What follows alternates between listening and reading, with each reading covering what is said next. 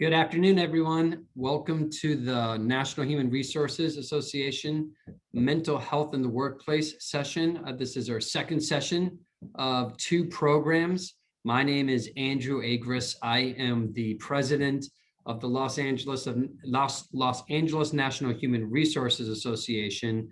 On behalf of myself, as well as Shannon Ashworth, our programs director for Orange County NHRA, we want to thank you for joining us today. We're going to give it a little bit of time for people to join, but we're going to go through some very brief announcements, and then we will get into the nitty gritty of the presentation. We have a lot of information to go over today. So first and foremost, please stay connected. We are sending out updates on all the various events, programs, and initiatives that NHRA is hosting through our Instagram, our Facebook, our Twitter, our LinkedIn account, probably LinkedIn more than anything else.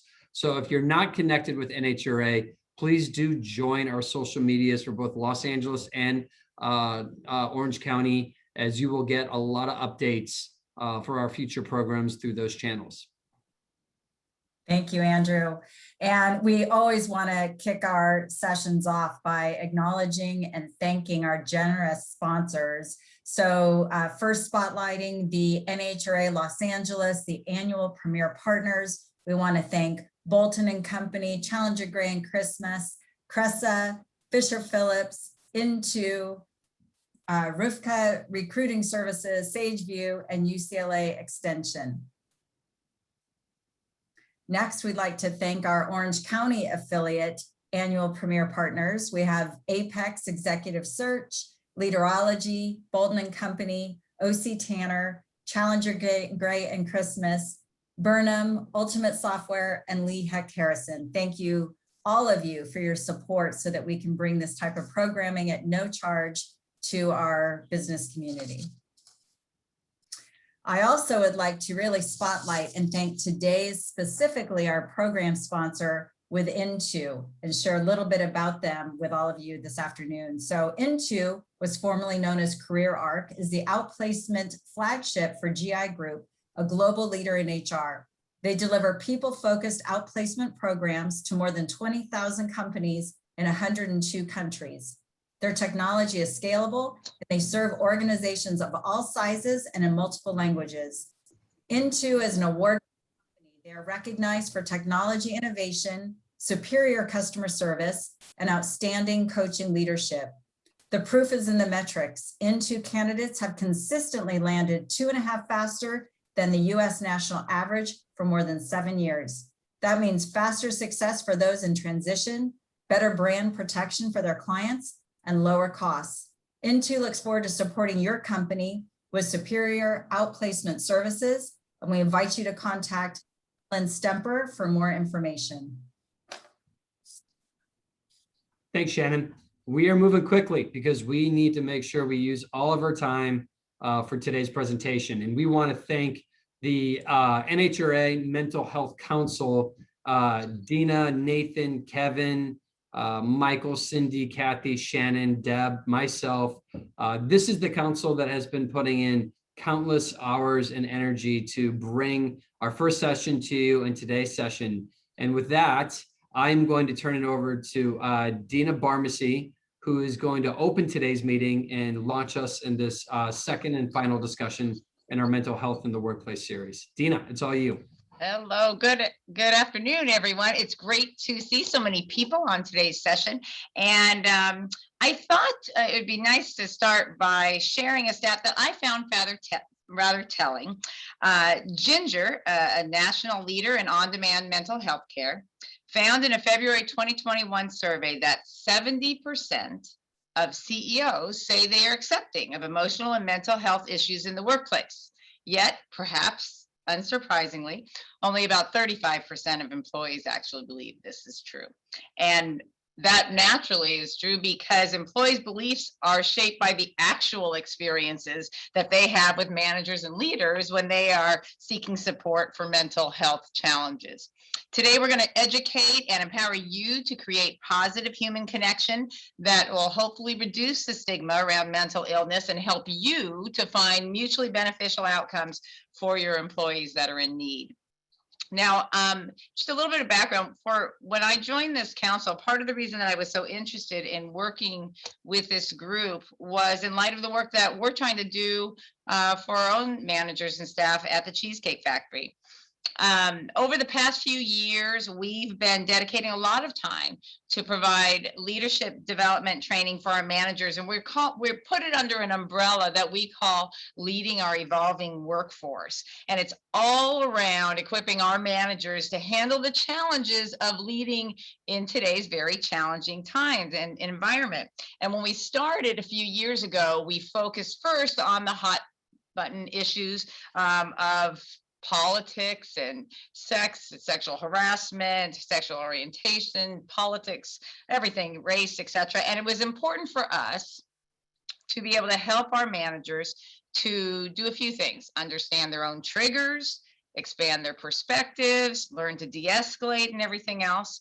And the key was, when you take most managers, these are challenging things for even seasoned managers to be able to do. So how can we help everyone have confidence in reacting and reaching out in a way that's most likely to be helpful and productive? That's really what they want, is how do I handle this, right?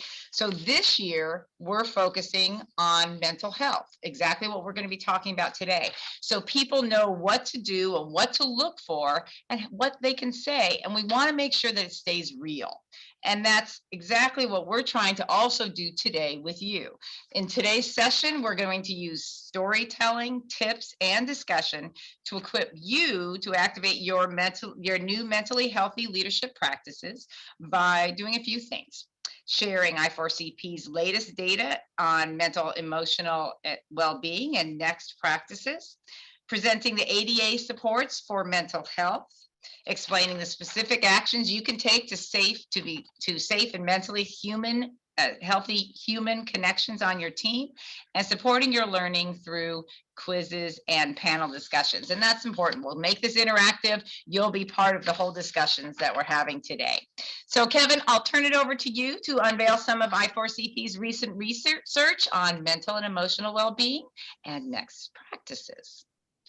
Thank you, Dina. Appreciate it. Hi, everybody. So I'm gonna take it up a notch here, because I realize that there are practitioners on this call whose job it is to set strategy. There are others on this call whose job it is to execute that strategy.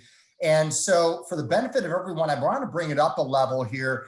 I'm not trying to be cute by saying this. This has an immense amount of research behind it, but basically, we all realize there's a decades-long shift that's happened in the business world of the corporate value equation, from tangible assets, plant, property, equipment, to intangible assets. And if you couple on top of that the shift to intangible assets with this, which we all experienced, which is they say it often takes a crisis for an individual to really show them their true self. The same can be said for a company and its leadership, and not only CEOs, but I'm going up to the board level and the investment community. They entirely realize that holistic picture, the shift to intangible, plus the importance of three critical factors. So if we could go to the next slide here, Deb, what I want to show is something that we put forth late last year, which is what we view as the new corporate currency. And it's the alignment and strength of an organization's purpose, which is basically why it does what it does.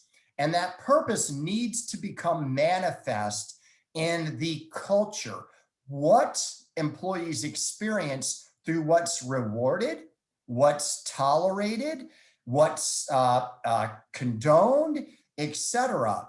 And it's that alignment of what it does, why it does, and how that's manifested in what people experience. That becomes the reality. That becomes the perception. That becomes the reputation or the brand of a company. And if you can click on it one more time, this is what we believe very strongly, and the investment community backs it up. Our research among board directors certainly backs it up that there's a new corporate currency. And so how does this fit into well-being? Next slide, please. Basically, what we're talking about is this. Every organization out there on this call, I would posit, has some type of initiative around employee experience. And that has become more complex as you look at distributed work models, on-site, hybrid, remote, and the balance of those. Now, that employee experience is dictated tremendously by the culture of a firm. Remember, the culture of a firm is what people experience through what's rewarded, what's condoned, what's tolerated. Now, inclusion is an incredibly important thing. Diversity and equity are important things too, and I'm not minimizing those. What I'm suggesting is that the culture of a firm, how included people feel, how leaders show up and draw people in, these all go hand in glove. They all fit perfectly with each other.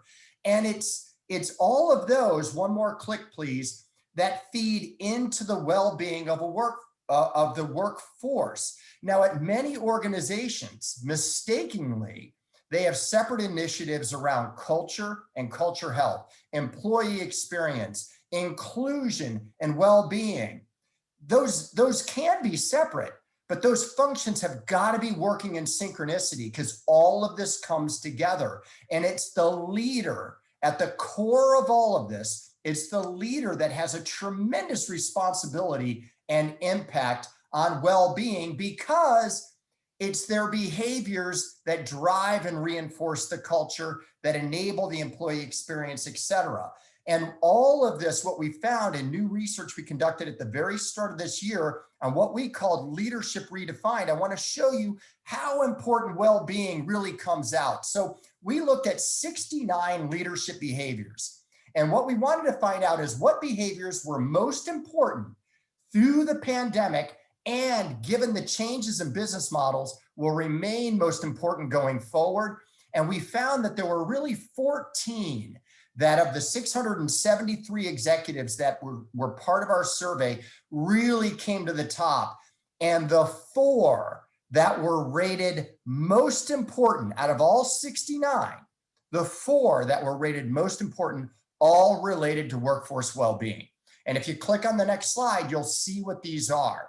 Now, these speak to the importance of creating a sense of community, connection, and belonging. See how the inclusion piece fits into this so nicely. Ensuring a physically safe work environment. You may not be mandating that people are vaccinated. Most companies aren't. They're encouraging. But are you creating a physically safe work environment and communicating it so that people feel comfortable when they're there? Is it a psychologically safe environment? Is it safe to speak up? Is it safe to raise a hand if they're feeling overwhelmed, et cetera, et cetera? And one of the most important things that's really shined bright, one of the silver linings of the pandemic, and we hear it time and time again from executives that we survey around the world, is how leaders really stepped up and put on their listening ears and really tried to show empathy and understanding and care for the workers, and that's got to sustain. So we'll get into specific practices in just a little bit, but I just wanted to set things up or tee things up appropriately at that high level. And here's one last finding that I'll share. We just surveyed 137 people who serve on private and public company boards. We asked them, what data are you getting access to? And what data do you want access to that you would find most valuable? The top areas that they're not getting access to, but they told us they would find most valuable: workforce well-being, 67%. Employee net promoter score, in other words, advocacy for the firm, speaking to the brand, 59%. And then tied at 44%, culture health and reputation, which also speaks to brand. So these are things that matter a lot. You need to know your corporate currency, you need to manage it, and your leaders play a significant role. Deb, over to you. Perfect. Thank you so much. Deb, you're on mute. There we go. Thanks, Kevin. I so appreciate starting off at the 10,000 foot level. And I think it's so critical for us to understand where leaders are coming from and what their priorities are. And just very quickly, when it comes to my role with this presentation, my organization is very focused on organizational culture consulting, but particularly with what is happening in the spaces between human beings as they come together to accomplish work. So we're taking these big ideas that Kevin was just talking about, and we're working to turn them into what are the actions and things that people can do to enrich their culture, make it stronger. I also am very passionate about the topic of mental health. And the reason for that is because I am actually a mother of an adult child who has struggled with anxiety, depression, OCD, and panic disorder since she was a child. During this journey, which has been a very, it's a long, difficult, but we've had amazing partnership and support, but we've had incredible learnings. And a lot of that learning came from the work that we are now doing with the National Alliance on Mental Illness. And for this organization, I am a board member here in the state of New Hampshire. I also have been trained in support group facilitation, suicide prevention, and I'm what's called a life interrupted speaker for them, which means that I go out at no cost to represent NAMI and to talk to organizations. It could be schools or police departments or businesses about what the caregiver's experience is and how it impacts them in their journey. So these practices, this awareness of mental health, in addition to my culture background, is what has shaped the offerings that we create around mental health in the workplace, and is what is going to kind of tailor what I'll be sharing with you today. So I wanted to provide you with that background.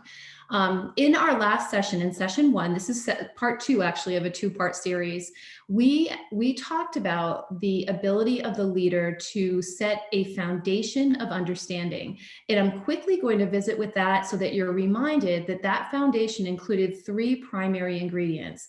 As a leader, if I'm creating this safe space of what we called inspired human connection, which is a mentally healthy and safe human connection, I must have psychological safety, which means I create a space of belonging, just like Kevin was talking about those priorities around inclusivity and belonging, but I'm also enabling curiosity and personal risk-taking, and people feel equipped to be able to challenge in a healthy way the status quo. So it's an environment of safety, strength, curiosity, innovation, etc. The second pillar of inspired human connection is this ability to have very clear understanding of success and failure frameworks. So as an individual contributor, I can see what I need to do to determine success. What behaviors do I need to exhibit in order to succeed and belong here and continue to grow here? But I also am very clear on what happens when we fail, because when I do have psychological safety and I take personal risk, I need to be able to feel safe that if I fail, I'm failing and I'm learning rather than failing and being punished. So clear success and failure frameworks are important for everybody. But if you are facing a mental health challenge, it's especially important to be able to be clear so that as you're setting accommodations and things like that, you can understand what needs to happen and fill that gap appropriately. And finally, we also talked about alignment to purpose and values, which is how Kevin started us off. And when we talk about the relationship with mental health, if an organization does not talk about the value they put to employee well-being, I, as a person who may be suffering, will think this isn't important to them, and it will be more of a struggle for me to feel brave enough to come out and share. And the flip side of that is, if I have an organization that says we believe in our employees' health, and that includes their mental health, that means that our belief, our team belief, expands beyond just us to an overarching we. And I know it's part of how we operate here. So it leaves me with much more safety to go ahead and to pursue what I need to pursue. The way that we delivered some of our learning in our last session was through storytelling. So what I'm going to do with you now is we started a story about a gentleman named Miguel, and he had gone through a pretty difficult journey. And I'm going to update you on Miguel's story. So I'm going to come off a video for a minute while I do that. And what I'm going to do is just ask that you, hold on one moment, there we go, that you listen. And if you could just take some notes about what you think happens well in Miguel's journey and where you think he goes a little bit off track, or things go a little bit off track. So in our last session, we met Miguel, who grew up facing struggles with anxiety and depression. When he was diagnosed in his teens, his mother insisted they not tell anyone, including his immediate family, and he had hidden his mental health challenges from the world since then. Through ongoing therapy and medication, he learned to manage his mental illness, and at age 29, he earned a supervisory position at a large global electronics manufacturer. Recently, though, he's experienced some new stressors in the workplace that have caused his depression and anxiety symptoms to increase dramatically. These changes included downsizing on his team, decreasing productivity numbers, and most importantly, a dramatic shift in the leadership styles that he was experiencing. His previous manager had built an environment where he was accepted, he felt trusted, he felt respected, and he felt confident that he could go out and try new things. His new leader, Stephen, embraces a command and control management style, which includes micromanagement and sometimes public critiques of his performance. Miguel has lost his sense of psychological safety. And lately, he's been unable to sleep, concentrate, or verbally contribute well. He was late 2 times last month because he struggled to get out of bed in the morning. And additionally, he experienced a severe panic attack for the first time during the last management meeting, and he had to leave quickly and unexpectedly. Although he's doing the best he can, the quality of his work, which was historically strong, has declined. Miguel's new boss, who was told he was inheriting a superstar, is very put off by what he perceives to be Miguel's tardiness, his apathy, his lack of focus, and the declining work quality. We left our last session with Miguel feeling scared, alone, and totally rattled by the panic attack that had him fled the last management meeting. We left Stephen feeling frustrated, angry, betrayed, and ready to put Miguel on a performance improvement plan. Now, Miguel knew he was in tough shape, so he immediately reached out to his therapist and scheduled an emergency session. Miguel and his therapist assessed his current mental health and decided that a shift in medication and some additional therapy was needed. They also agreed that Miguel's health was being significantly impacted by his lack of sleep, so together they decided that Miguel should seek 2 accommodations. One for a temporary flex schedule that would allow him to work later and allow more time in the morning for extra sleep and some therapy twice a week. The other accommodation at work was for him to be formally excused from leading formal presentations until his panic attacks were under control. Miguel set up a meeting with Stephen. He walked into the office on shaky legs. He now had to share his biggest secret with a man who used words like crazy or ADD to describe really bad or unorganized work. Miguel took a breath, looked Stephen in the eye, and nervously said, "You may have noticed my work's been off lately. I've been treated for years for depression and anxiety, and it's gotten really bad lately. The reason I had to walk out of the management meeting the other day was because I had a panic attack." A look of shock and disbelief crossed Stephen's face. He folded his arms and leaned back in his chair. Miguel bravely continued, "My therapist and I have come up with some ideas on accommodations that could make it easier for me to get healthy again," and he proposed their plan. Stephen was quiet for a moment and then said, "So you're telling me that at this time, when we're already behind in our numbers, that you actually need to work less? What am I supposed to say to your team who are all stressed out about COVID? I'm really not sure I can set this precedent let you come in late. Then everyone's going to ask for this." He thought for a minute. I had a cousin who had depression and took a week off and got some sunshine, and she was good as new. Have you thought about just taking some PTO? You could get some rest." Miguel felt the panic start. His face flushed and his heart started hammering in his chest. He couldn't breathe. He knew if he tried to talk at this moment, he would probably crumble. "Okay, I'll try that," he stammered, and he stood up to leave. "Hang on, Miguel," Stephen said. "One more thing." And he pulled out the performance improvement plan. "We need to address your performance lately." So Miguel and Stephen are coming to the same table, but they're coming from very different places. Miguel is coming from a place where his struggles are real and he's experiencing a mental health challenge. And Stephen is also coming from a place where his struggles are real because he has a top performer who's not doing what he had thought he would do. So what we're going to do with the rest of our time with you is we're going to explore a couple things. We're going to start by looking at the ADA, Let's think about Miguel's rights, and we're going to look at the ADA through the filter of mental health.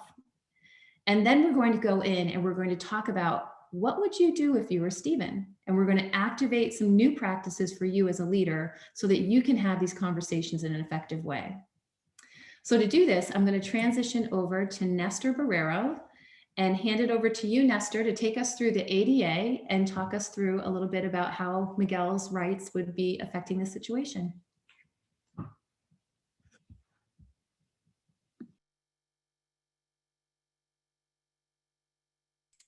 You're on mute, Nestor. Nestor, you're on mute. I'm sorry. Thank you, Deb. I'm glad to be here. As a little background, I am a partner in the law firm of Constangi, Brooks, Smith and Profit. We are a law firm that only practices labor and employment law. We are multi-state. We're in most of the major cities, including cities in California, New York, and many cities and states along the East Coast. My background has always been labor and employment. I've been doing it for over 30 years, both as a law firm partner and as an in-house lawyer. So I've kind of been on both sides, and I've been in-house with HR for most of my career in one capacity or another. What we're going to do relatively quickly is do a quick refresher course on the ADA and disability discrimination. Most of you have heard this, you're familiar with it. You've had to deal with ADA issues at least since 1990, if not before. But just a quick reminder. So going back to the original ADA, next slide. It was enacted in 1990. It was signed by the first president, George Bush. It applied to all employers with 15 or more employees. But keep in mind, those of you who are in different, all in different states, that may be different depending on where you practice. In California, you only need to have 5 employees to be subject to what's called the Fair Employment and Housing Act. Key concept in ADA is the so-called interactive process, and we'll get into that in a little bit more. And the ADA is intended to require employers to provide a reasonable accommodation to assist a qualified individual, remember they have to be qualified, with a disability to perform essential functions. Next slide. Disability, the ADA was amended in 2008. So those of you who were around at the time probably remember when it first came out. It was sort of the physical disabilities that everyone was focusing on. Things like blindness and being in a wheelchair, and hearing and sight, and having to have assistive animals and those kinds of issues. As the law continued to evolve in 2008, the ADA amendments shifted the idea of disability away from "are you disabled" towards showing that that a person is either qualified and or not qualified to perform functions, and whether the employer can accommodate. And the EEOC, which interprets the ADA, made a point of highlighting a number of other conditions that were now going to be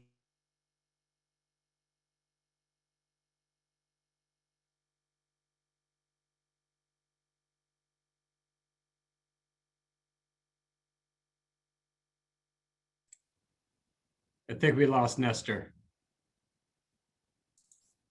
I think you did. Let's see if he comes back. If Nestor is not able to come back,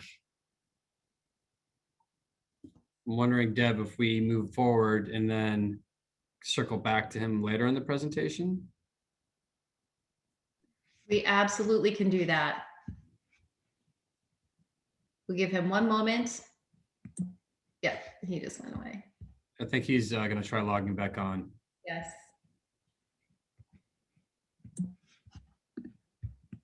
I always wanted to play a lawyer on TV, so maybe I can step in and just do his part. No, I'm just kidding. No, Andrew and team, I'll just jump in with something here real quick, because it struck me when, just listening to when Deb was talking about Stephen, Miguel's boss, and Stephen creating this command and control environment, what struck me is two things. We've done probably the world's most extensive research study into culture and culture change. And we looked at all different types of cultures, probably about 16 different types of cultures at an organization. The one culture where the companies that performed the worst, we call them low performance organizations. It's based on a 3 to 5 year look back at revenue, profitability, customer satisfaction, market share. And the one culture that had more low performers than high performers, saying that this represents our culture, was a command and control environment.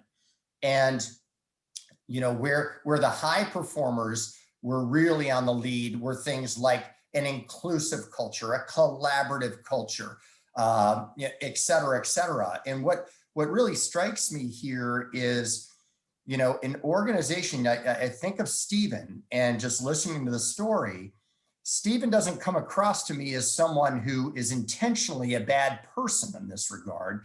What I'm thinking about is, from an organizational standpoint, the organization's onus here is they need to know through an employee listening strategy and other mechanisms that that's the type of environment that Stephen's creating. There's got to be a zero tolerance for that. And we found that as one of the most critical practices in an organization that wants to create a more healthy culture is zero tolerance for leaders that behave, the what they do and the how they go about doing it. The how is increasingly more important, but that is zero tolerance when it comes to creating that type of command and control, unless you're military, in that regard type of environment. So I just wanted to share that because I think it's interesting thinking about the story here. It absolutely is. And doesn't it make so much sense? Because when you talk about, moving away from command and control and opening up that door to creating psychological safety, knowing that gateway to psychological safety is that sense of inclusion and belonging, and that I'm okay, even if I'm not okay, I can be my best self here. So I think it's incredible. And I think that we're going to see more and more that managers themselves, their actions have become much more visible across the organization because of tools like Yammer, where employees can talk openly and share, their experiences. I think we're having a lot more openness about those leaders who are leaders that create the healthy environments, and then those leaders that are very unhealthy. So I think that's such a good point. And that's a fascinating study. I love that you brought that up. I'm back. Great, perfect. Sorry We about missed you. I don't know what happened. Anyway, can you move it to the next slide? Yes, I can. Thank you. A quick reminder about reasonable accommodation. That's pretty plain English in the slides. It's a change in the work environment in the way that things are customarily done that allows an individual with a disability to enjoy equal opportunities. It can include making modifications to existing leave policies, for example, or providing leave, even where you don't offer it to other employees. Next slide. So you recall probably the kind of laundry list of reasonable versus unreasonable. You're not required to create a new job. You're not required to eliminate essential functions of a job. You're not required to provide open-ended leave time or provide an accommodation that's an undue hardship. And that's a difficult concept sometimes for large employers. Is how do you define an undue hardship? You are required to make facilities accessible. You are required to consider such things as job restructuring, modified work schedules, interpreters, and other similar accommodations. Next. So the interactive process, this is key. In California, for example, I think this is true in other states that have their own disability laws, but it's true under the ADA and several states. Failure to engage in the interactive process by itself is a violation of the discrimination laws and the ADA. So the kind of ignoring it or not dealing with it or putting it to the side, a little bit of what we've seen in the case scenarios by itself can create liability. It's supposed to be an individualized inquiry, no one size fits all, and a back and forth process between the employer and the employee. And the law and the courts that have interpreted the ADA, the cases that have come up, really focus on how hard the employer is trying to find an accommodation that's going to work. And documentation is key from the very beginning. Just in terms of protecting yourself and protecting the company, documenting what you're doing is crucial. Next slide. Next. So the Department of Labor, who along with the EEOC interprets and enforces the ADA, has put out some recommendations for mental illness types of accommodations and interactive process. And most of them, I think, are pretty common sense. Flexible scheduling, allowing people to make up time or work part-time work hours, job sharing, allowing for flexible use of PTO or unpaid leave for treatment or recovery, allowing intermittent leave for therapy, et cetera, if that is recommended by the employee's medical advisors. Providing breaks, just more frequent breaks. We'll see in a little while how being resistant to something as simple as a 10-minute break can be a big issue from a legal standpoint. Providing backup coverages, things like allowing for beverages or food to be permitted at workstations. Think about diabetic employees. Think about people that need to be alert, et cetera. And if necessary, using medications to mitigate mitigate the condition, or beverages and foods to mitigate the side effects of medications. Next one. So job duties, again, modification or removal of non-essential job duties. Managers are expected to think about things like, well, what's marginal and what's essential? What's an essential job function? And sometimes you get in a frame where you're stuck. You think you're stuck with the job description as it was drafted 10 years ago, and you can't deviate from that. And nobody has bothered to take a look at whether everything in there is required anymore, and especially if it's a marginal task versus an essential task. Next slide. And then in areas of management and supervision, the guidelines, the recommendations are that there be a flexible and supportive supervision style, if possible, and that's part of what I think is being recommended in the training you're receiving today. Additional forms of communication, such as to-do lists, such as step-by-step checklists. None of this, probably as you review it, sounds like it costs a lot of money. It is just different ways of getting people who are entitled to an accommodation to be able to accomplish the functions of the job. Things like written instructions instead of just verbal instructions. Regularly scheduled meetings, not something that's going to overwhelm an employee, but perhaps if you need to check in on a weekly or a bi-weekly basis to kind of go over what's going on and make sure that they're not overwhelmed by what's going on, that could be an example of an easy to do reasonable accommodation. Next.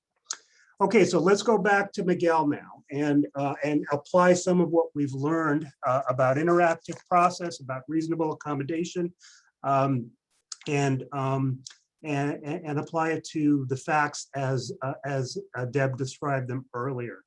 Question is, when did Miguel's manager probably have a duty to commence an interactive process? And We can launch the poll. Oh, okay. How do we launch the poll? There we go. So go ahead and take a look at that. Is it A, B, C, or D? So based on kind of what you know already and discussions about the interactive process, was there an opportunity there where he probably should have been going forward with that process?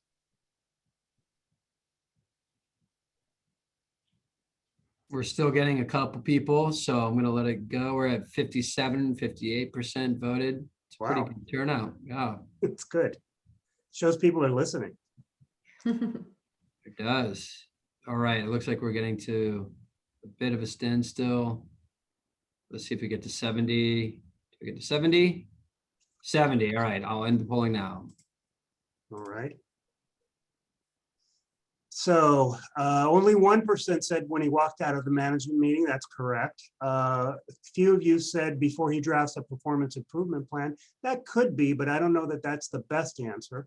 58% of you said when he revealed that he had depression or anxiety, and a few of you said any or all of the above. So it's, you know, it's not that far apart between C and D, I guess 20%, but yes, the correct answer is C. When he revealed that he had depression or anxiety, it was probably the time for Miguel's manager to have started the interactive process, or at least gotten some help from the resources that are available to him, such as human resources, such as legal, whoever is available to help with those types of strategy discussions. Okay, next slide. Part two, what has already happened in the Miguel scenario that could create legal liability? A, B, C, D, or all of the above? And let's launch that poll.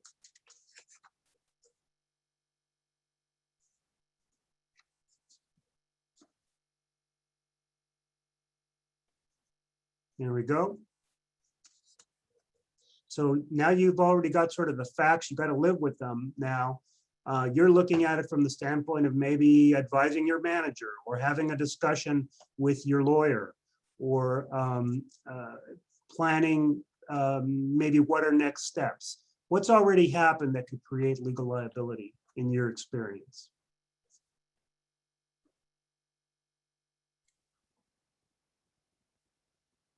Okay, we're still trending upwards a bit, so I'll give it a couple more seconds and then here we go. Okay. This one I think was a little bit easier. All of the above is the correct answer. You know, obviously blurting out this report looks like it was written by a crazy person. Not a good fact. Not something you want to have to explain later to the EEOC or to a lawyer. Now, B, the decision to put him on the PIP. I think the timing was probably the problem there. It clearly happened after he had raised the accommodation request. The refusal to consider a flex schedule with no discussion, immediately that's going to be attacked as evidence of not engaging in the interactive process. Why don't you just, you know, do some PTO and resting like my cousin? I'm glad nobody was for that one. But that one is obviously playing the therapist. All of the above could support a claim of legal liability under the ADA or whatever your state's law is on disabilities. Next slide.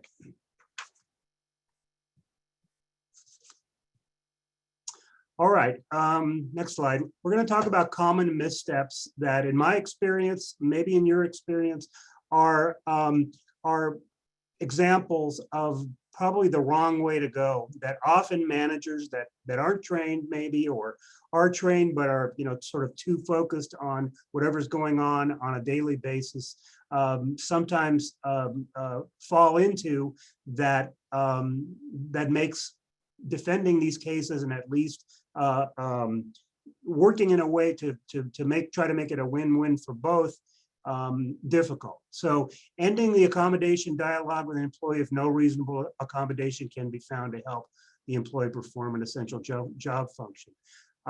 You know, just basically saying, well, none of these work, there's nothing we can do, I think we're going to have to let you go. I think would be an example of that. I think the more you can continue to talk about, well, this one maybe won't work for now, but maybe it'll work in a week, or maybe it'll work in a month, or maybe if we did these other things, and continue the dialogue as long as you can. And I'm not saying you do that until it's fruitless or completely a waste of time, but ending it early sometimes is a sort of a natural reaction. Assuming that a function is essential simply because the employee's manager says it is. That goes back to my comment about job descriptions and the way it's always been done.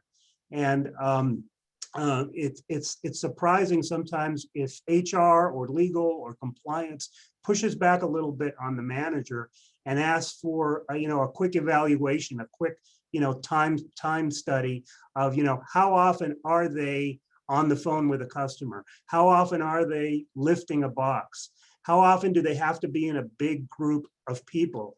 And you discover that maybe those functions are marginal. They're not essential to the job, but they're in the job description, and it's assumed that there are some assumption just because that's the way it's always been done. Defining undue hardship too broadly, again, especially with large companies, saying something is too costly is probably not very feasible for larger companies. I mean, if you're talking about adding infrastructure at a company, a small company that can't afford it, that's one thing. But sometimes people say, well, it'll be an undue hardship for me to pay an hour of overtime or transfer the duties to someone else and make them handle it instead of you. Defining that too broadly is another common misstep. And then finally, sharing with line managers the specifics of the employee's physical or mental impairment. I mean, in some cases, like in Miguel's case, he already has done that. That's fine, and it's been shared and it's voluntary. But it's not up to HR. It's not up to other people that may be involved with the employee to get into a lot of detail about what his physical or mental impairment might be. Next slide. Again, common missteps, failure to consider the relationship between the ADA and other laws. That's why an HR advisor should be looking at kind of the different buckets of rights that the employee can have. So it's very common sometimes for someone to say, well, we can't give that time off. That would be an undue hardship, and not consider that maybe this is covered by FMLA. Right? Or maybe it's a workers' comp situation where you're going to have to provide light duty because to avoid a problem in the workers' comp field. So looking at the various other buckets of legal requirements that can apply is sometimes a mistake, failing to look at. Dismissing an employee's request because it's unreasonable, such as when they say something like removal of all stress-inducing responsibilities. I've seen doctor's notes like that. I worked on a case last year where we had a sales employee who sold to hospitals. It was a medical sales, and he had a real tough time with his managers. He had depression, he had anxiety, and the doctor's note that came back to accommodate was make sure that he doesn't have to associate with two individuals within his department. One of them was his direct manager, and the other one was his manager's manager. Take him out of that, basically like the stress-inducing responsibilities. Of course, and when you go to trade shows, excuse him from going to trade shows. The company, of course, said, no, that's crazy. That's impossible. We can't ever guarantee that he's never going to run into these guys or have to work with them or even be at the same table with them at a trade show. But what I counseled them to do, and what they did a little bit reluctantly, was to focus on the request and then try to figure out ways that you could sort of meet them halfway. So, for example, instead of saying, well, you never have to, deal with these guys, what about scheduling the trade shows so that he's only with one or either of the supervisors for an hour instead of 8 hours? What about asking him or encouraging him to take breaks in the middle of the day when he's on a sales call, he happens to be with a supervisor, for a mental health break, to go get a Coke, to go get fresh air. When he's at the trade show, we said, well, how about if you excuse him from the cocktail parties where everybody's talking and it's a little bit more stressful for him, and encourage him, hey, if you don't want to go to the cocktail party, fine. Maybe going to the gym or maybe getting up a little later might be good for you. So we tried to find ways that address the issue of the stress-inducing responsibilities without, having to go to the extent of guaranteeing that he would never have to deal with a supervisor. Failing to document the reasons why an accommodation is not provided, and then failing to consider a reasonable accommodation simply because the employee didn't bring it up. It can be your idea too. It can be your idea based on experiences. It can be your idea based on going to the Job Accommodation Network. I think most of you should know what the JAN is. It's a great site. I use it a lot in advising clients on accommodations for specific disabilities. Next slide. So, worst case scenarios, we have at least one case that I wanted to bring to your attention involving mental health in the workplace. This is a case out of Pennsylvania from 2019. It involved a billing assistant with anxiety and other mental health issues. She was an older employee, and she'd recently had to deal with the death of a newborn grandchild. So pretty sympathetic facts. There were other issues going on there, and the company just had a very difficult time kind of dealing with her, being there, not being there, being happy, not being happy, bursting into tears sometimes, etc., to the point where the CEO and the coworkers started calling her Sybil. I don't know if the audience knows what the reference is to. It's to a book and to a film, I think from the 1980s, about a woman who had a multiple personality disorder. She asked for 2 additional 10-minute breaks in addition to her lunch and maybe another break in the morning, and provided a medical note. And the employer told her, hey, you're already getting a lot of breaks. How about if we just move you to a different area of the workplace rather than give you 2 more 10-minute breaks? And then the employee, unfortunately vented about it on Facebook. She was terminated. So she ended up getting a relatively large jury award over it. I think the jury was not sympathetic to what was going on. And what were the problems? The problems were obviously she was regarded as disabled. She may or may not have been, but the employee knew she had a mental problem. There was no request to her for accommodation ideas herself. No admonishment to employees, at least in the record before the court, about this calling her Sybil, the kind of humiliation and name calling there. And finally, the very difficult problem the employer had of defending 2 additional breaks, so 20 minutes a day, as an undue hardship. That wasn't going to work in this or probably most cases. And they ended up, on the wrong side of a jury verdict. Next slide.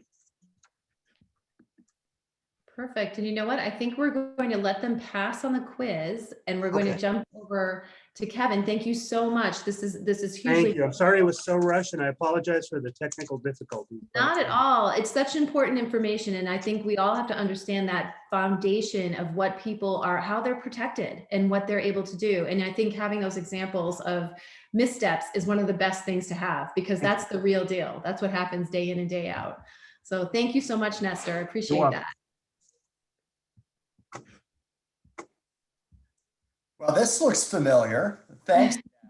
And folks, what I wanted to show you here, and you might be looking at the label that says next practice. I just want to tune you into some a jargon from my company. So we are a human capital research firm. And what we consider a next practice is a practice where we see relative low adoption. In our terms, it's generally 20% or fewer companies that we study in one of our large studies that have adopted this practice. But it's a practice that differentiates high performance organizations from low performance organizations. Again, their ability to really drive market share, revenue growth, et cetera, and it has strong positive correlation to the effectiveness of whatever topic we're studying. So over the past year, we've done 3 studies on workforce well-being. We did one with Professor Jeff Pfeffer from University of Stanford. We did one with Professor Rob Cross from Babson College. And we did another one with World at Work. And so when we look at the research that we did cumulatively, there are several next practices that have really stood out with regard to, workplace managing workforce and I'll just say workforce well-being, mental and emotional. And so what I want to show you is this. Now, this is data just from organizations with 1,000 employees or more. And the way to look at this data is the blue bars represent the percentage of high performance organizations that indicate this is a practice that they actively pursue. The gray bars, or the bottom bar in each cluster, is the percentage of low performance organizations that indicate the same. Now, the top two practices here that I want to highlight really speak to psychological safety and creating, it's the Stevens in the world, the managers of Miguel, that need to create environments where employees are encouraged to report concerns about emotional well-being for themselves and others as well. And we're not being, this isn't necessarily whistleblower stuff. That's not what we're talking about. I work closely with a colleague. I'm concerned about my colleague. And employees are also encouraged to report when they feel overburdened by collaborative requests. Now, all of us know that collaboration is something that is only increasing in this era of project and team-based work. And so what's happening is so many workers are being inundated with so many collaborative requests. They don't understand what their priorities are, and they need to be able to feel safe to raise a hand and say, hey, I'm just flooded here. Can you help me reprioritize? Now, the bottom two practices speak to training and development that's being offered to leaders and to employees. The leader one I really want to emphasize. As you can see here, we see fewer than really 10% of all organizations that are offering some form of development around awareness and how to recognize signs of emotional and mental distress, whether it's in self or others. But these are really, really important factors. Now, to get a little bit more specific, let's go to the next slide, Deb. These are specific practices. So these three are next practices that came out in our research that I cited before. The first is really encouraging people to make time for mindfulness. Now, that could be this, and I'll give you a very practical example. It's decreasing meetings time, and many firms are doing this now. Let's say you had 30-minute meetings, it's now 25-minute meetings. And at the end of the 25 minutes, you're giving people 5 minutes to just decompress and prepare for the next meeting. Or it could be, hey, in between, we're going to have meetings in the morning. Then, when people come back in the afternoon, make sure you schedule a 10-minute to yourself break. Or it could be, we're going to create just a walking meeting, and let's get everyone on their video phones if it's a virtual meeting or something like that. And I just want to be able to have everyone outside getting getting some fresh air, and let's just talk about things, work, personal, whatever it might be. But these are critical practices. The next is what we've just discussed previously. And then the last one, training leaders, it gets into what we showed data-wise. I wanted to show you the previous slide because for some firms out there, data is really critical to establish the business case, and I wanted to have those data points. This last one is really important. So what we found in our research is that when leaders have this always on mentality, in other words, it's not the leader saying to the team, hey folks, we're going to need to work late this week because we're on a pressing deadline. I just wanted to make sure everyone's prepared for this. On occasion, of course, we all face that. What we're talking about is the leader that is constantly emailing over weekends and expecting weekend returns on those emails. It's the leader that when their directs are on PTO is saying, hey, listen, you know what, can you just please be available? And again, occasionally for this to come up, that's fine. But the leader who's always on and creates that always on environment, that is a telltale sign of real strong overload, as well as mental and emotional distress. So those are practices to practice and to avoid practicing. Deb. Great. Thanks so much, Kevin. And I just wanted to, one of the findings that Kevin was talking about was this ability to have leaders who can recognize mental health disorders. And in session 1, we talked about what I tend to call the disengagement depression dilemma. And what that is, I'm going to build this out really quickly for you. And this is what happened with Miguel and Stephen, his boss, is that Stephen was seeing the signs of disengagement, which include being absent, withdrawing, being exhausted, seeming apathetic. Miguel was experiencing depression and anxiety, which also gives off symptoms, or you display symptoms of having a lack of energy, which can come across as apathetic, being not able to sleep, which can make you actually be late for work and be irregular with your schedule. Also, when you have anxiety, sometimes you need to leave a room or a space really quickly. So that sense of being jumpy or seeming irresponsible because you're walking out quickly. So just that reminder that the actions we take matter, and the awareness of what mental illness looks like in the workplace is so important, because if you take someone who's really struggling with depression and anxiety and put them through a rigorous coaching session or a rigorous setup with a performance improvement plan, that could really be detrimental. If we in turn have that wherewithal to start to ask the right questions and understand what's needed, we can provide the validation and support that's needed. So let's get into that. Let's start talking about how do we make this human connection where people can feel safe to disclose whatever situation they're facing. And we do that by starting by asking respectfully, by appreciating and validating, by listening reflectively, co-creating solutions, and sustaining connections. And the beauty of this model, the beauty of this approach is that many of these skills are skills that we know as leaders. These are things that we've mastered, but we just need to apply it properly to someone who's experiencing mental health challenges. So I'm going to start with this idea of asking respectfully, and I'm going to respectfully ask that you bear with me because I want to use an analogy with you. I want you to just think back to the last time that you might have been thinking about selling your house or switching apartments, and you have a realtor come in, and the realtor walks through and says, okay, what you have to do in this space is you need to neutralize. You need to take down all those floral things, get rid of those tchotchkes, and you need to create a space where people can come in and feel like they can bring themselves and make it their own.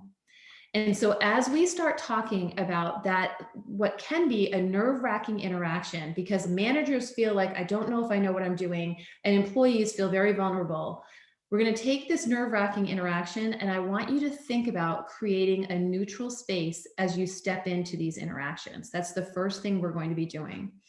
That neutral space, we're going to be setting up where it feels open and welcome. So imagine I'm going to ask you to paint the space a neutral and warm and welcoming beige, right? So someone can walk in and we're going to sort of meet them in a space where they can make it and bring their own colors and their own decorations. They're not seeing anything waiting for them.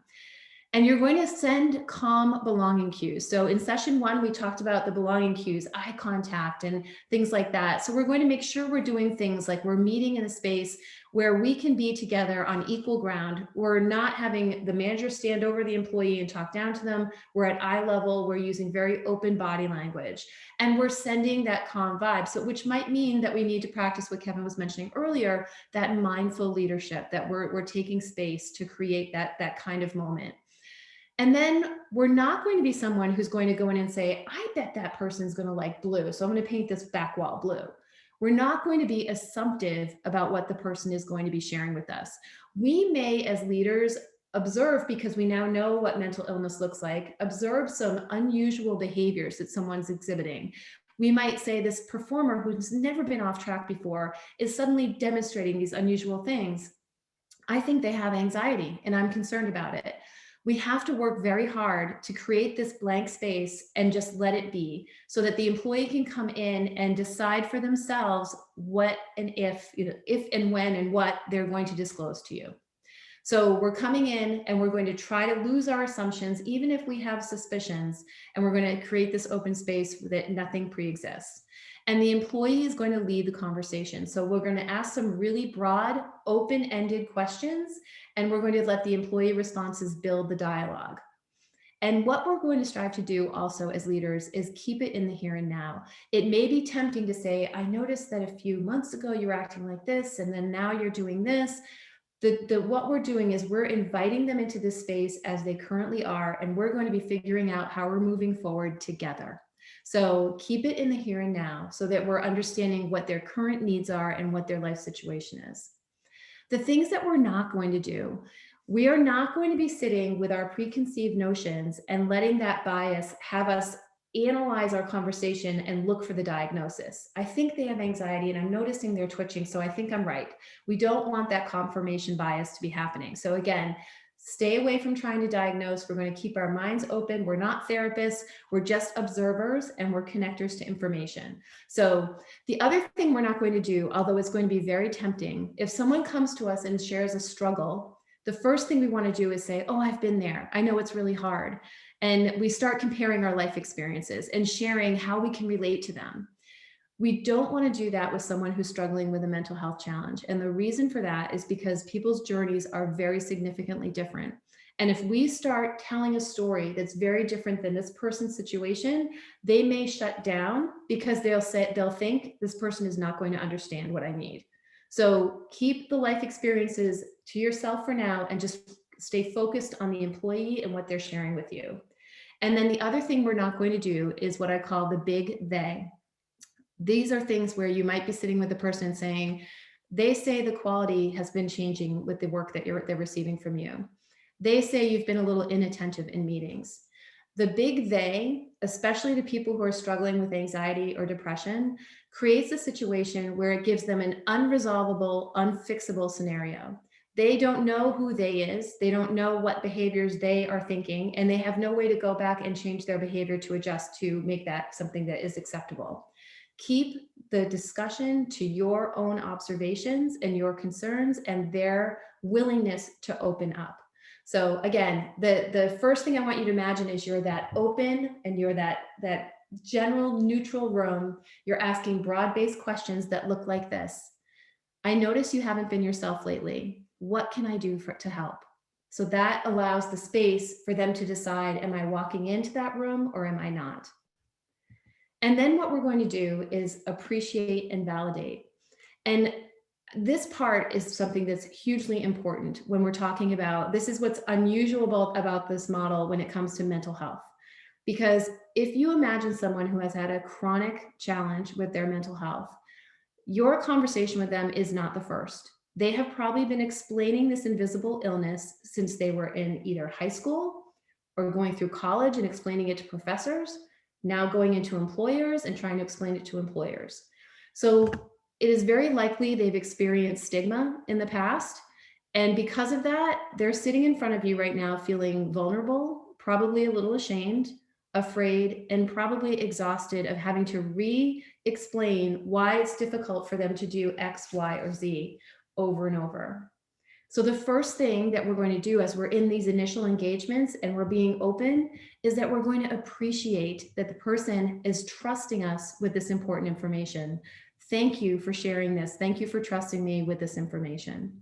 Which appreciation, as we know, it just releases that happiness vibe. You're going to be making a really healthy connection because you're setting a tone of, I value the fact that you're coming forward to me. The other crucial thing that happens as early as possible in your dialogue is validation. Again, they've been trying to explain to people this invisible illness, which a lot of people really don't take seriously. So what they need to know is that we as an organization believe mental illness is a serious concern, and you expressing that to them immediately tells them, I'm here to listen. You have my attention. This matters. This conversation matters, which is going to be the second check in one of their key concerns is, do people take this seriously? Are they taking it seriously? So appreciation, validation are huge steps and one that we can't do without. And it looks like this. Thank you for being open and honest with me about your challenge. I'm so sorry you're experiencing this. Mental illnesses are medical illnesses that we take seriously here. Let's talk more about your situation. What type of help are you hoping for from us? So again, we're keeping very neutral, very broad, very open for the employee to choose to disclose what they're ready to disclose. And I'm going to go ahead and do this quiz. So Andrew, if you don't mind just popping up the quiz, a member of your team has asked for a one-on-one meeting. They tell you they're receiving treatment for depression and they want to share what their therapist has recommended they do to cope. Your first response should be,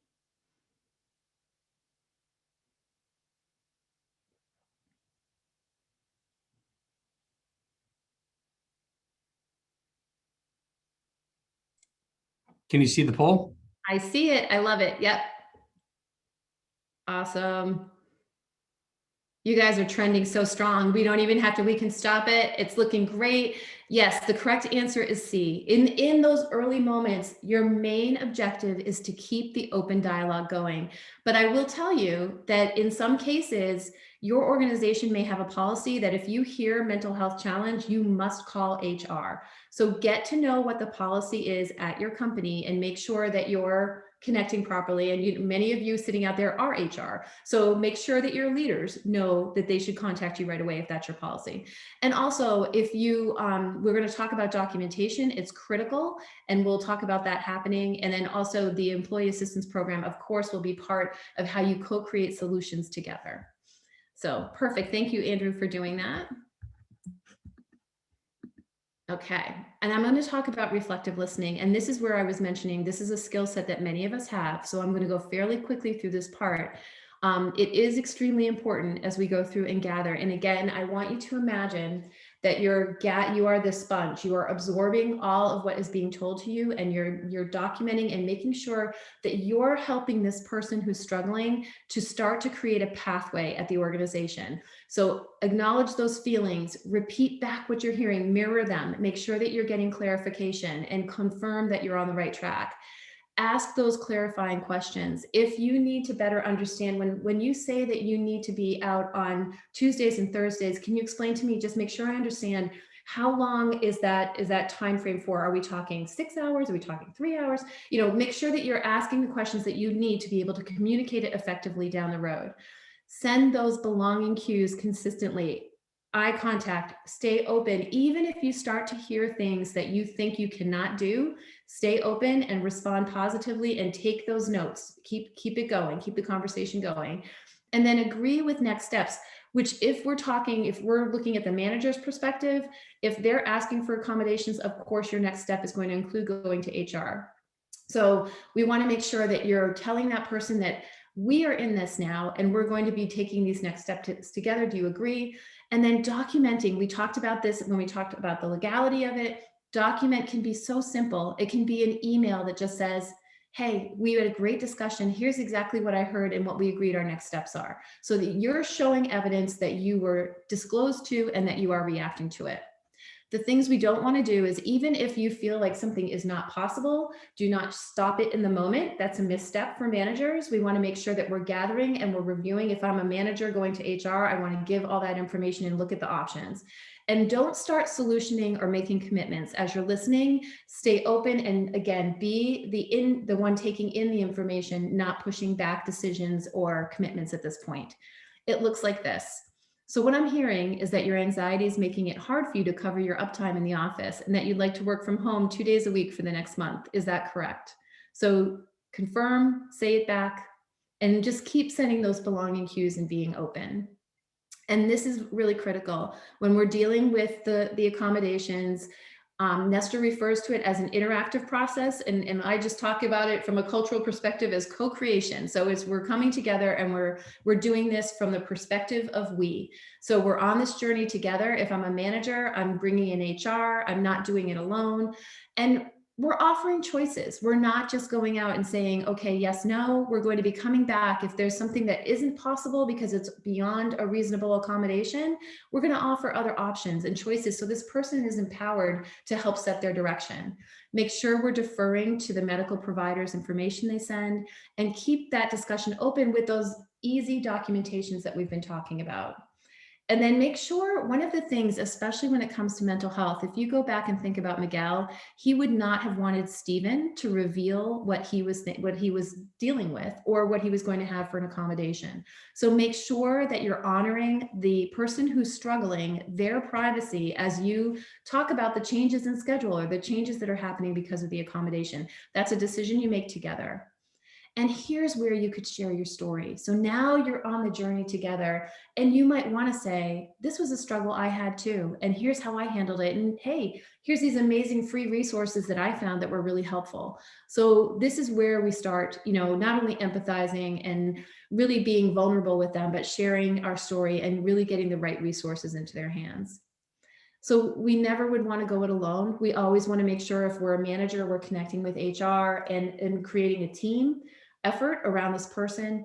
And as Nestor said, some managers may just say, okay, HR, you got it. I heard mental health issue. You deal with it. You tell me what you decide. If you're going to be helping this person to evolve and change, then you should stay part of that journey with them. So don't just start and stop. So it looks like this. Let's sit down together with HR and make a plan based on what your healthcare provider has suggested. So again, really strongly saying that and let's keep it going. So here's a quick true or false, and Andrew, I'll let you off the hook. You can just throw this up in your chat, and maybe Shannon or Andrew, you can just shout out what you're seeing.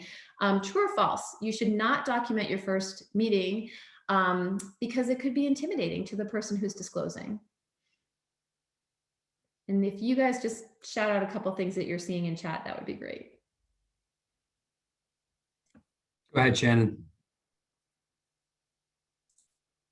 I see a false, document everything, false. Perfect. Yes, that's false. We can make documenting simple, positive, happy by confirming I'm hearing you every step of the way. So documentation is not an ugly word, it's a positive word because it helps that person to see they're making progress. So the final step is making sure that we're sustaining that connection. You can have amazing meetings. Your first couple of meetings are fantastic. You've turned on a light bulb of hope for this person. But if you do not continue that energy flow, that light bulb is going to go out.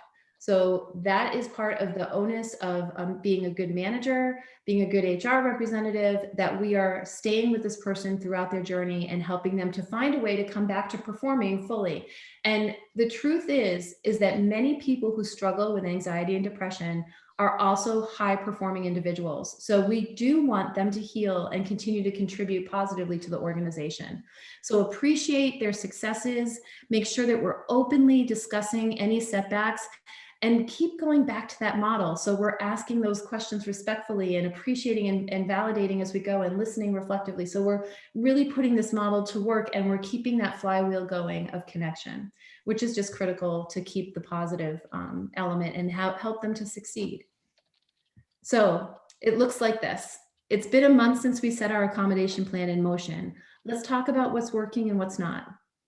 Keeping that dialogue going, making sure all parties are at the table and that we're not failing to keep that person knowing that we have their best interest in mind.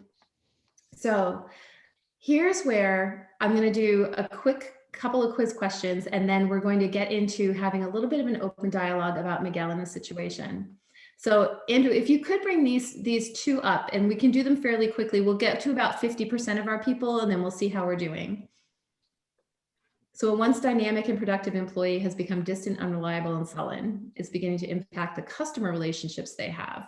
You're about to have a coaching session. What do you say?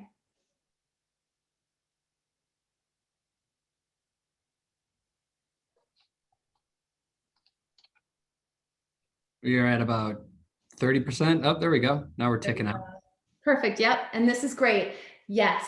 Yes, you are in those early stages of the conversation. So the most powerful thing you can do is keep that open dialogue going. Now, you may find that many managers, we're talking about our core values. We're talking about, we're trying to get our progress, hit our goals. So yes, talking about the fact that customer care is one of our key values, and that it means the world to us as an organization. We want to thrill our customers. that will be part of your ongoing dialogue to say what success and failure looks like. Remember, those success and failure frameworks are so important. So yes, you're right. If you answered A, that is part of the conversation. But the first thing you want to do in this case is say, something's going on and we need to talk about it, so that you set up that dialogue. And then very quickly, this is a question that came up that I think is a really interesting perspective. And it is that, so we had that situation that we just talked about, and the employee didn't share any mental health challenges in your coaching conversation. So you suspected it, but nothing was shared, nothing's happening. And their performance is still significantly off, and they're causing a lot of customer concerns. What do we do? Do we take no action because their mental health condition is struggling? Do we put the EAP on their desk? Do we address it as we would with empathy? Or do we pause to consider why people are not comfortable to talk to you? Awesome. We are picking up steam.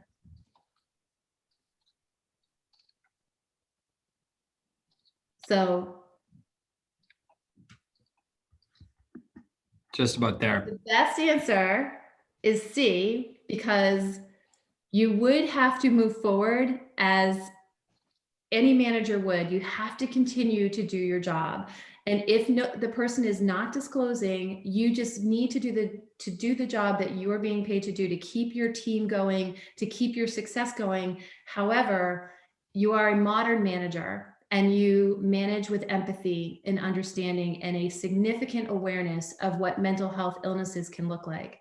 And what we can do if we have people who are not disclosing, which is where D comes in, is we should wonder, and we should think about, am I creating psychological safety on my team and this area of inspired human connection where people feel safe to disclose? And if I'm not, what steps should I take to change, which might include broaching the subject a little bit, maybe being open and vulnerable about your worries about COVID or the way things have been going in society. As you're talking about, in team meetings, being a little bit more open with your dialogue around being mentally healthy and the importance of self-care and things like that. So there's steps that you can take to start to open that dialogue and make it a little bit more effective. And now we're going to take a few minutes, and we are going to have some panel discussion time. But before I jump into that, I just wanted to do a quick check with the chat to see if there was any burning questions that people wanted to have answered before Shannon and Andrew, we go in and start to wonder together if Miguel's scenario can be salvaged. You're good to go, Deb. Thank you. Perfect. All right, great. Then what I'm going to do is I'm going to just take down, bear with me one sec. I'm going to stop sharing for a quick second and just bring us back all together. And I wanted to start by just saying, Miguel and Stephen left at a very difficult state, right? So they were in completely different places in what they believed was happening. So I was wondering, I want to start with Miguel. And I want to ask, I'll start, Nestor, with you. Do you have, and we'll do let's just do 1 minute each for a response, but do you have any thoughts about what Miguel should have done in the scenario? Should he have done anything differently when you think about how he interacted with Stephen? Yeah, I think kind of Monday morning quarterbacking a little bit. It would have been nice if he would have started the conversation earlier, right? When he first started having the anxiety issues, I don't know that he necessarily needed to get the therapist involved yet. Maybe he didn't have an appointment yet, but it still could have been an opening for him to start broaching that he's probably going to be having a longer discussion with you. So on Miguel's side, I think that would have been helpful. Awesome. I agree with that. Kevin, do you have any thoughts on that? I would defer to you and Miguel for sure. All I can say is just from conversations with organizations that we know are wrestling with this, one of the things that we get back to the employee, there's a corporate onus, a manager's onus, and an employee's onus. And since we're talking about Miguel here, all I can say is there's a lot to be said when you know that there is a difficult conversation at hand, or if you know that there's tension in a relationship where you're about to broach a difficult conversation. There's a lot to be said for two things. One is, preparing the manager for the types of conversation so that that person's not caught off guard, so that they can actually be able to process before and be more prepared for the conversation. If it's such an untenable relationship, then Miguel should go to an advocate within the company, whether it's HR, whether it's someone else who they could talk to and have that, kind of broker more of a conversation. So that's just my 2 cents for what it's worth. Absolutely. And I so agree. And I think when I think about Miguel's story, it really brings to mind that we do have a high expectation of organizations coming to us and helping us when we have challenges, but we also can become advocates for ourselves with our mental health. And I think that we didn't talk a lot about this. We spent a lot of our time saying, how can we help Miguel? And that's very, very important. But we also should be thinking about making sure our employees understand you should feel free to advocate for your mental health and stand up for what is good and right and what you need in the culture. So that if you are facing a challenge, if you've been diagnosed, that you are unafraid to seek the support that you have rights to and that you need.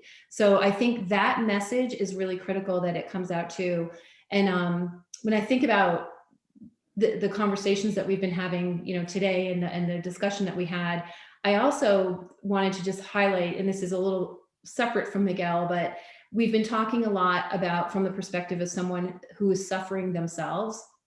But I think as leaders, we all need to be aware that people who are caregivers to those who suffer are also on quite a journey themselves. So they too may be coming to you for accommodations, and they too have rights to be able to seek accommodation. So I think that being mindful that it's people who are struggling, and in today's society and the struggles that we've been facing with COVID, that it is something that you may see that as well. And so one point, Deb, you prompted me to think about something on this issue of caregivers. Under the ADA and most state laws, there's a concept called associational discrimination. It may not be your own disability, but it may be the disability of your partner, your child, the person you're caring for. And you can still have a ADA type issue if you end up being treated harshly because of your relationship with someone who has a disability.